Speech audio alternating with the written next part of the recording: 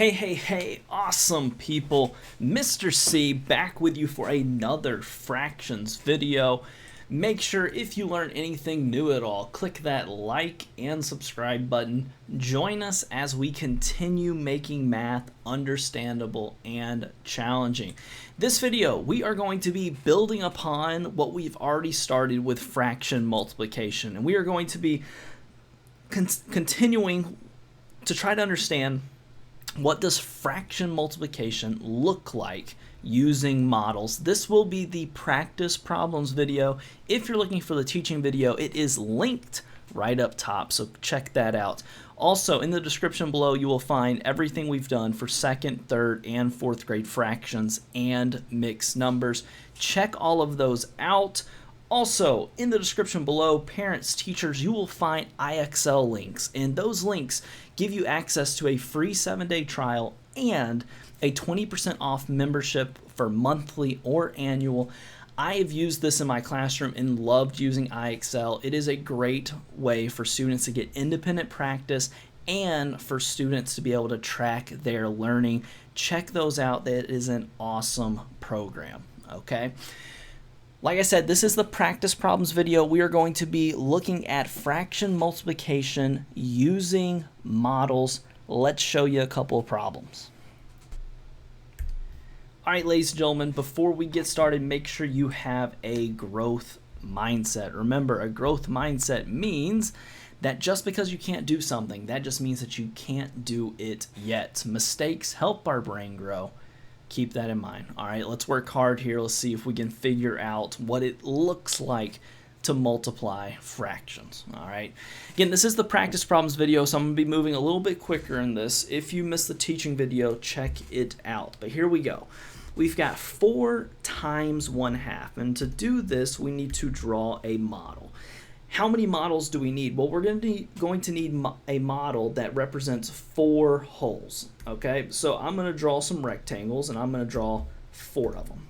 Make sure they're the same size. Remember, it's always important that your models are the same size.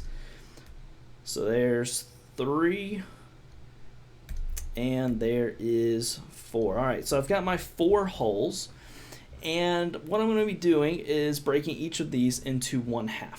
Okay, 4 times 1/2. So we've got the 4. Now we need the 1/2. So let's do that. So break them into a half. And we're going to color in 1 out of 2, or 1/2 of each. So let's color them in. There's 1/2. There's 1/2. There's 1/2.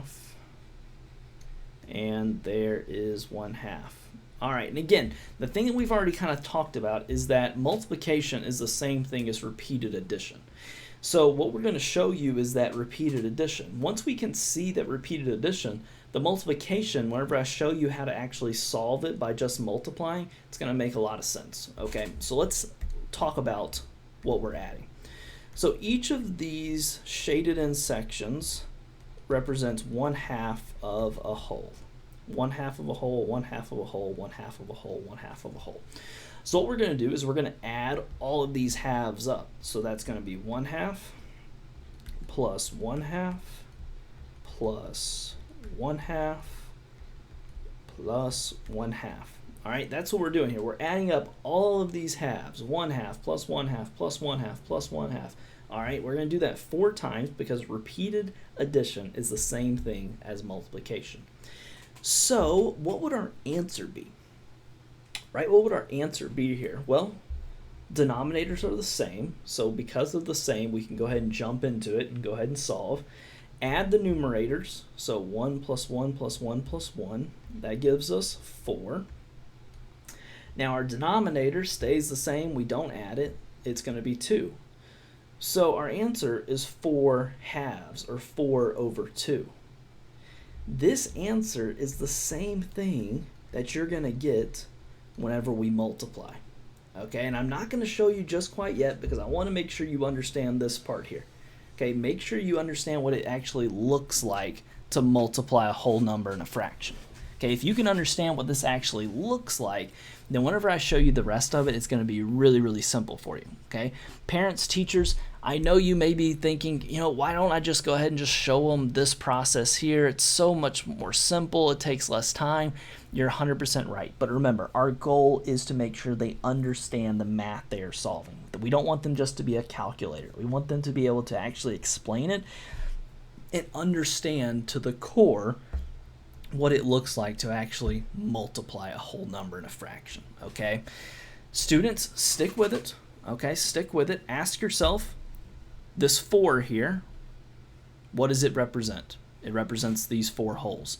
1/2 represents each of those wholes. We divided it into a half. We represented 1/2. We added 1/2 4 times because 4 times 1/2 equals 4 halves. 4/2.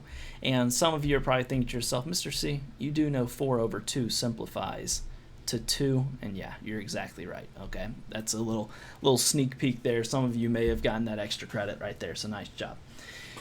Ask yourself, where are you stuck? What doesn't quite make sense? Where are you confused at? Rewatch this part. Ask questions. Feel free to ask parents, teachers. You can reach out to me. My contact information is at the end of this video. I do want to point out a couple of things, though. Notice that for this repeated addition, it is going to be equal to the multiplication. All right, this is just to help you visualize what it looks like. I'm going to show you this next problem. This next one's going to be a little bit of a challenge, but if you think through it like we just did this one, you're going to do just fine. So try this one. So now we've got 5 times 3/4. So let's do the same thing here. We need to have 5 wholes. So let's represent 5 wholes. There's 1. I'm going to make these a little bit smaller and stuff, just so y'all know. There's 2, 3, 4, and 5. And each of these we need to break into fourths. So there's 1, 2, oh no, that was bad, that was bad, that was bad. Give me a second. There we go. 1, 2, 3, 4. 1, 2, 3, 4. 1, 2, 3, 4. 1, 2, 3, 4. And final one. There we go. All right, how many are we coloring in of each model? We're coloring in 3 out of the 4. So there's 1/4, 2/4, 3/4, 1/4. Whoops. 2/4, 3/4, 1/4, 2/4. I'm coloring all of them at this time, so you don't have to hear me keep saying it.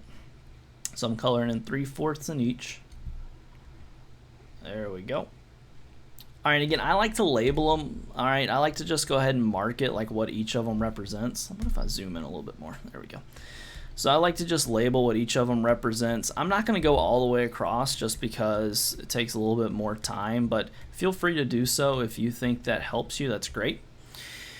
Now let's talk about the repeated addition of this. Okay, there's going to be 2 different ways that we could do this. 2 different ways that you could kind of see this. Okay, and students a lot of times see it one way or the other, and that's awesome because the cool thing is everybody's brain sees math a little bit differently, and the cool thing about it is that it allows us to have really good conversations. So a couple ways I want to show you. The first way, notice each of these is broken up into 1/4, 1/4, 1/4, 1/4.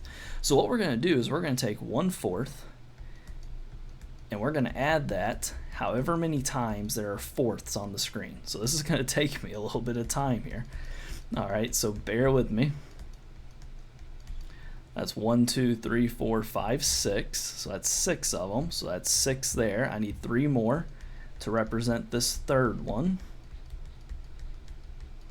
So that's 9. Now let's do 3 more. That's 12 of them. We need to do 3 more. So let's see how many we are supposed to have. We need to have 1. I'm going to change my pointer. 1, 2, 3, 4, 5, 6, 7, 8, 9, 10, 11, 12, 13, 14, 15. So I need 15 here.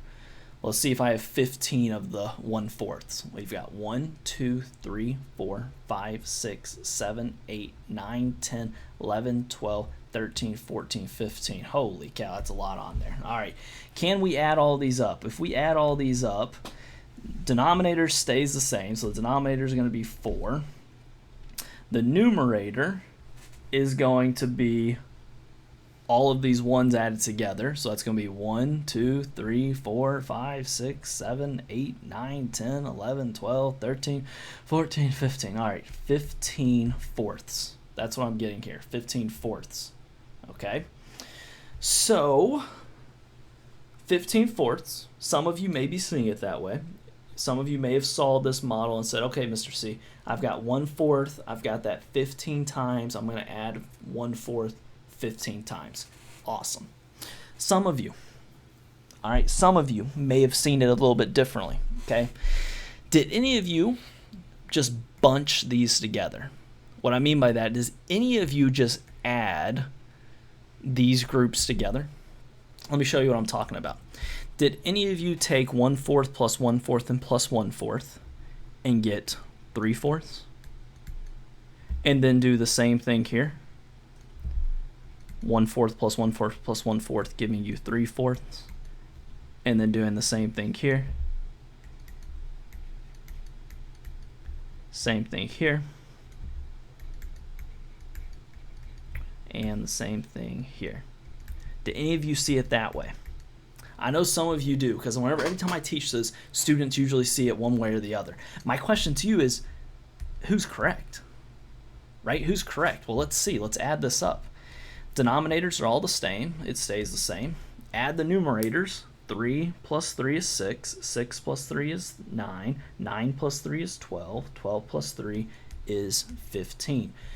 15/4 and 15/4, we're getting the same answer both ways. But what I want to point out to you, we may have seen it differently, but we got the same answers. How is that possible, Mr. C? How can I do this? Well, 3/4, what they did, if you saw it as 3/4, you just went ahead and added these fourths together. 1/4, 1/4, and 1/4 to get 3/4.